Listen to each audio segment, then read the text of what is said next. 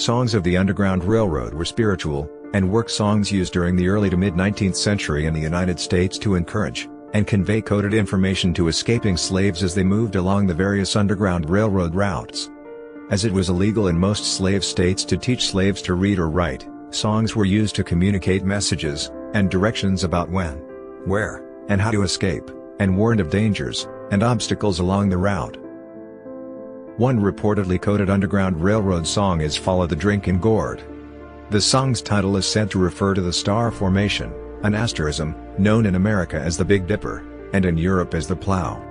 The pointer stars of the Big Dipper align with the North Star. In this song the repeated line "Follow the Drinkin Gourd" is thus often interpreted as instructions to escaping slaves to travel north by following the North Star, leading them to the northern states, Canada, and freedom. The song ostensibly encodes escape instructions, and a map from Mobile, Alabama up the Tombigbee River, over the divide to the Tennessee River, then downriver to where the Tennessee and Ohio rivers meet in Paducah, Kentucky.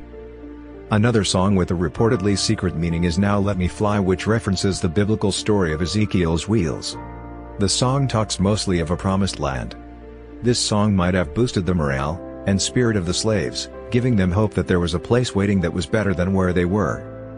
Go Down Moses, a spiritual that depicts the biblical story of Moses in Exodus leading his people to freedom, is believed by some to be a coded reference to the conductors on the Underground Railroad. The oppressor in the song is the Pharaoh, but in real life would have been the slave owner. Music is important in the religion of African Americans today, as it was in the telling of freedom. Frederick Douglass was an escaped slave, an abolitionist author. In his 19th century autobiography, Narrative of the Life of Frederick Douglass, an American Slave, 1845, Douglass gives examples of how the songs sung by slaves had multiple meanings. His examples are sometimes quoted to support the claim of coded slave songs. Douglass similarly offers interesting comments but not clear evidence in My Bondage and Freedom. A keen observer might have detected in our repeated singing of O Canaan, Sweet Canaan, I am bound for the land of Canaan something more than a hope of reaching heaven. We meant to reach the north, and the north was our Canaan. I thought I heard them say there were lions in the way I don't expect to stay much longer here was a favorite air, and had a double meaning. In the lips of some, it meant the expectation of a speedy summons to a world of spirits, but in the lips of our company, it simply meant a speedy pilgrimage toward a free state, and deliverance from all the evils and dangers of slavery.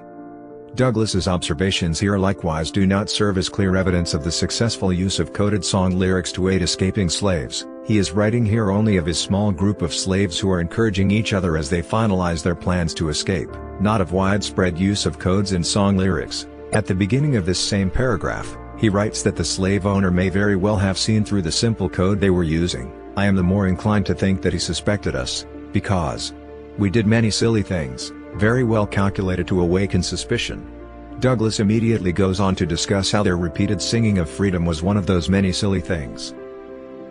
Eastman Johnson, A Ride for Liberty, The Fugitive Slaves, Oil on Paperboard, 22 by 26.25 inches, circa 1862, Brooklyn Museum. While many believe that the stories told about the songs of the Underground Railroad are true, there are also many skeptics. Some claim that Songs of the Underground Railroad is an urban legend dating from the later 20th century, and the beginning of the 21st. Skeptics claim that the legend has been picked up by credulous authors, and published as fact without historical documentation. Some authors who believe the song held instructions for escaping slavery admit the ephemeral nature of oral history, often using such phrases as supposed, according to folklorists, and gospelologists cite, to preface their statements. Many popular sources claim that spirituals, and other songs, such as Steal Away or Follow the Drinkin Gourd, contained coded information, and helped individuals navigate the railroad, but these sources offer little traditional archival evidence to support their claims. Some scholars who have examined these claims tend to believe that while the slave songs may certainly have expressed hope for deliverance from the sorrows of this world, these songs did not present literal help for runaway slaves. There is evidence, however, that the Underground Railroad conductor Harriet Tubman used at least two songs. Sarah Bradford's biography of Tubman, Scenes in the Life of Harriet Tubman, published in 1869, quotes Tubman as saying that she used Go Down Moses as one of two code songs to communicate with fugitive enslaved people escaping from Maryland. The theory perhaps developed from the expansion of a folktale found in John A. Lomax's 1934 book American Ballads and Folk Songs. In his preface to Fuller to Drinkin Gourd, page 227 in his section on reels, he quotes a story from H.B. Parks, one of my great-uncles, who was connected with the railroad movement, remembered that in the records of the Anti-Slavery Society there was a story of a peg-leg sailor, known as Peg-Leg Joe, who made a number of trips through the South, and induced young Negroes to run away and escape.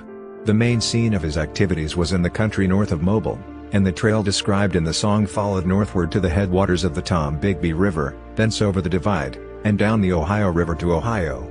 The peg-leg sailor would teach this song to the young slaves, and show them the mark of his natural left foot, and the round hole made by his peg leg.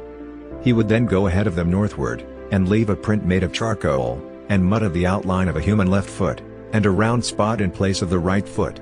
Nothing more could be found relative to the man. Drinkin Gourd is the Great Dipper. The Gree Big on the Ohio. Follow the Drinkin Gourd. Go down Moses. Let us break bread together. Swing low, sweet chariot. Steal away, to Jesus. Wade in the water. Song of the Free. John Coltrane has a song titled Song of the Underground Railroad on his album Africa/Brass. Down in the river to pray. Michael row the boat ashore.